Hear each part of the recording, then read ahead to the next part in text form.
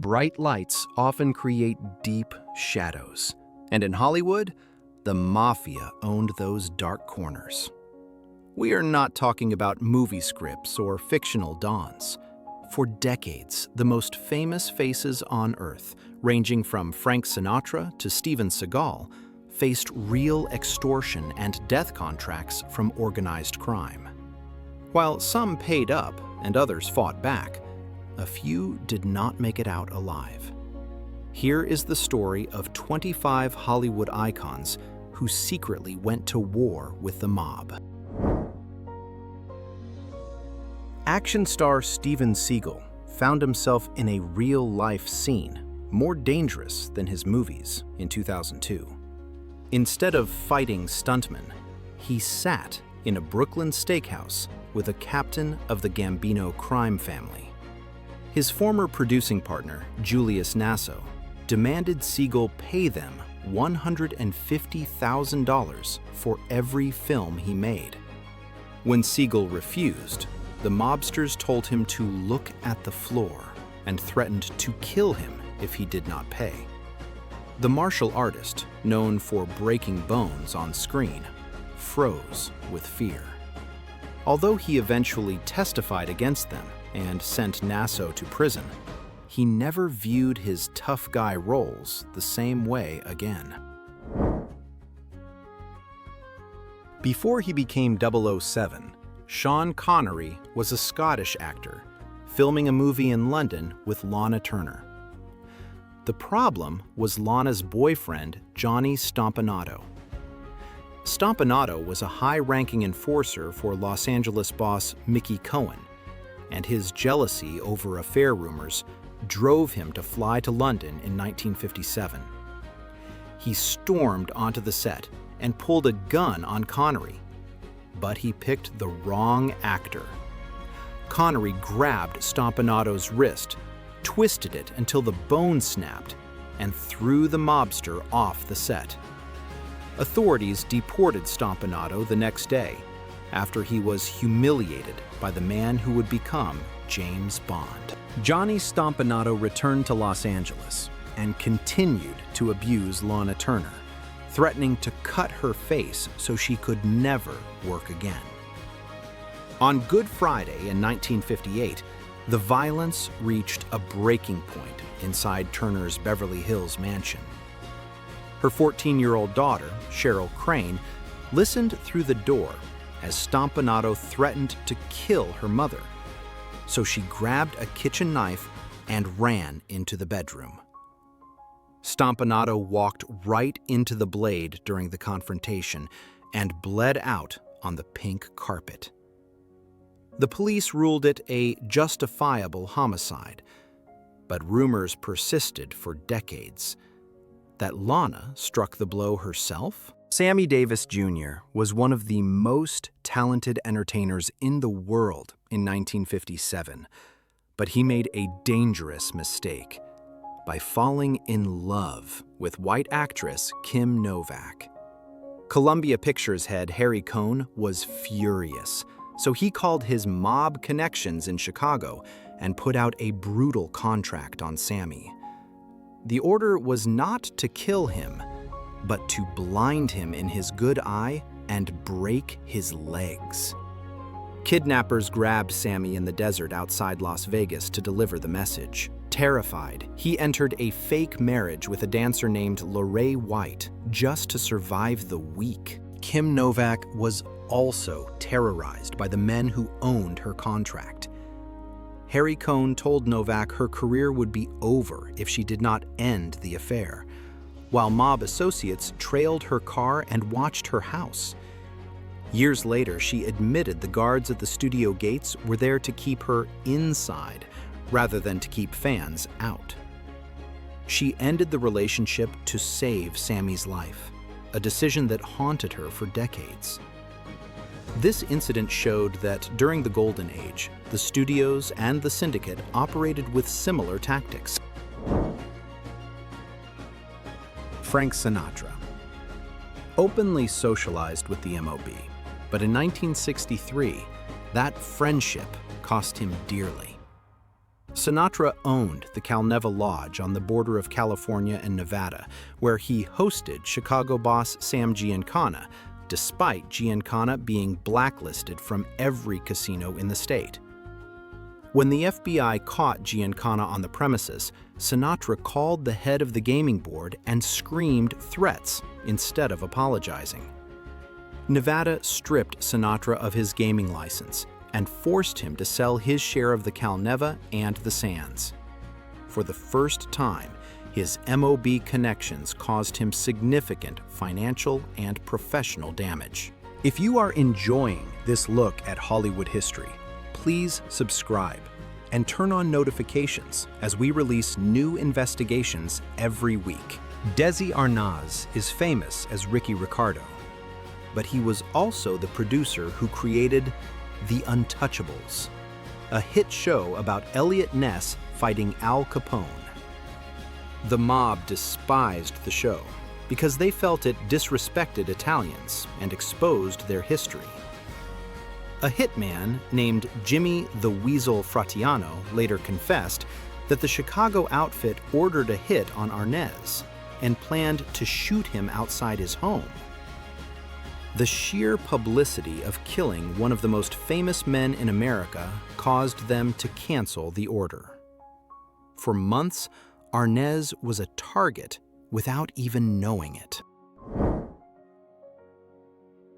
Robert Stack starred in The Untouchables and took the threats against the production seriously.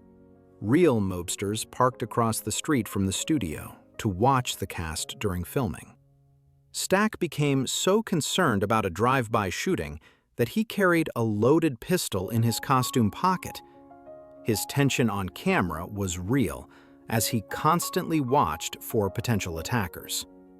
Even after a brick crashed through a set window with a note demanding they stop production, Stack continued filming, though he slept with a gun under his pillow for years.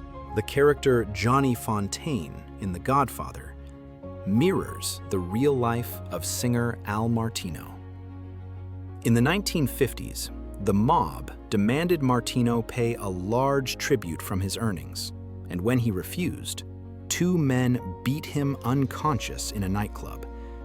He fled to England in fear for his life and stayed in exile for years.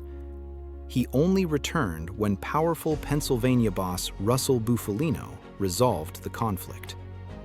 Martino played a role very close to his own experience in the movie, since he knew what it felt like to ask dangerous men for permission to work. Francis Ford Coppola faced severe difficulties making The Godfather. Before filming began, the Italian-American Civil Rights League, which was run by mob boss Joe Colombo, launched a campaign to stop the movie. They stalked Coppola, called his production office with bomb threats, and smashed the car windows of producer Al Ruddy. The mob did not want their secrets on the big screen. Coppola filmed in New York under constant pressure, unsure if the extras in the background were actors or soldiers sent to stop production. Producer Al Ruddy realized the only way to make the movie was to ask permission. So he met with Joe Colombo at the Park Sheraton Hotel. Colombo had one demand, which was that the word Mafia could never be spoken in the film. Ruddy agreed and cut the word from the script entirely. In exchange, the mob stopped the threats and started helping by clearing locations and allowing their associates to work as extras. The film that exposed the mob was made with their blessing. Mario Puzo wrote The Godfather, but Frank Sinatra believed the character of Johnny Fontaine was a direct insult to his own life. Puzo walked into Chasen's restaurant in Beverly Hills in 1970 and saw Sinatra dining with John Wayne. When Puzo tried to greet him, Sinatra screamed at the author, called him a pimp, and threatened to beat him. Puzo stood there, humiliated, while the famous singer threatened to break his legs in front of the other diners. Joe E. Louis was the star attraction at a Chicago club run by Al Capone's top hitman, Machine Gun Jack McGurn, in 1927. When a rival club offered Louis more money, he took the job, despite McGurn telling him he would not live to open the show. A week later, 3 men broke into his hotel room to beat him and use a hunting knife to slice his throat and cut out part of his tongue. Louis survived and relearned how to speak, but he never sang again. He reinvented himself as a stand-up comic and turned his tragedy into material for his act. Jerry Orbach, known for his roles in Dirty Dancing and Law and Order, befriended Crazy Joe Gallo, a renegade mob boss who wanted to be a celebrity. They often drank together in New York, and Orbach was with Gallo at the Copacabana for his birthday on April 7, 1972. They parted ways just before Gallo went to Umberto's Clam House, where gunmen shot him dead minutes later.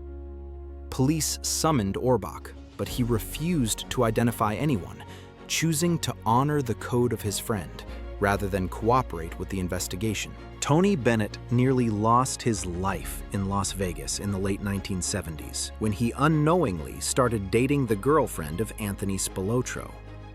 Spilotro was the Chicago outfit's enforcer in Vegas and the inspiration for Joe Pesci's character in Casino.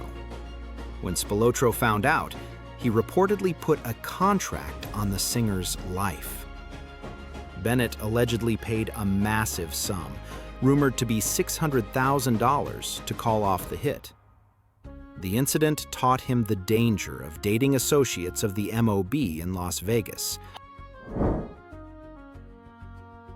Wayne Newton faced government claims in 1980 that he was a partner of the Gambino crime family. After a news report alleged that the mob funded Newton's purchase of the Aladdin Hotel, he sued the broadcaster. The situation became dangerous when the Gambinos, unhappy about the attention, began sending death threats. Newton told a friend he was a dead man and spent months fearing a car bomb. Although he eventually cleared his name, the stress of being caught between the FBI and the Gambinos severely affected his career. George Raft built a career playing gangsters, partly because he grew up with figures like Oni Madden and Bugsy Siegel. Raft used these connections to intervene when the mob put hits out on other actors. He often acted as a liaison who made the necessary phone calls to cancel contracts. He personally confronted dangerous men to protect his colleagues, ensuring the safety of several famous actors who might otherwise have been killed. James Cagney served as president of the Screen Actors Guild and fought for fair pay, which angered mobsters trying to control the unions. After a concrete block dropped from a roof missed his head, the mob officially ordered a hit on him. George Raft intervened and used his influence to call off the contract. Cagney credited Raft with saving his life during his dangerous tenure as union president. Gary Cooper began an affair with the girlfriend of a high-ranking mobster, prompting the gangster to order a hit on the actor. George Raft stepped in to mediate, explaining that killing such a famous star would bring too much attention to mob operations. The gangster agreed to let Cooper live, provided he ended the affair immediately. Cooper complied, and the public remained unaware of the threat against his life. Debbie Reynolds bought a jukebox manufacturing company, believing it was a clean investment, but the business was deeply entangled with the mob for money laundering. When she tried to fix the accounting, they threatened her. She lost millions of dollars as they looted the company and destroyed its value. Reynolds eventually walked away to protect her family, discovering that doing business in the 1960s entertainment industry often required dealing with the syndicate. Jean Harlow's husband, Paul Byrne, was found dead in their bedroom in 1932. Although police ruled it a suicide, suspicions persisted that Byrne was killed by mob fixers to cover up secrets that could damage the studio. MGM called their security chief, who had ties to the Underworld, to rearrange the crime scene before contacting the police. The studio protected Harlow from the scandal, but the incident demonstrated that the studio would cover up a potential murder to protect its financial interests. Gianni Russo played Carlo in The Godfather, but he claims his real life contained significantly more violence. He acted as an intermediary between the studio and the mob to facilitate the movie's production. He alleges he killed men in self-defense and broke up a fight between a mob boss and a studio head. In one account, he says he insulted a cartel leader in Colombia and fought his way out of a nightclub with a broken bottle. While the veracity of his stories is debated, his role connecting Hollywood and the mob is well documented. Buddy Hackett was a favorite of the Chicago bosses because they enjoyed his raunchy humor. This favor gave the mob control over his career, dictating where and when he performed.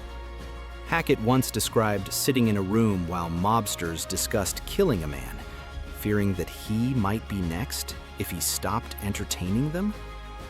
He survived by performing for these dangerous men while hiding his fear. Marilyn Monroe spent her final night at the Cagney Lodge, allegedly, with Sam Giancana. A persistent theory suggests the mob used her to gain access to the Kennedys. When she threatened to discuss her affairs with the president and his brother, the theory claims, the mob silenced her to protect their leverage.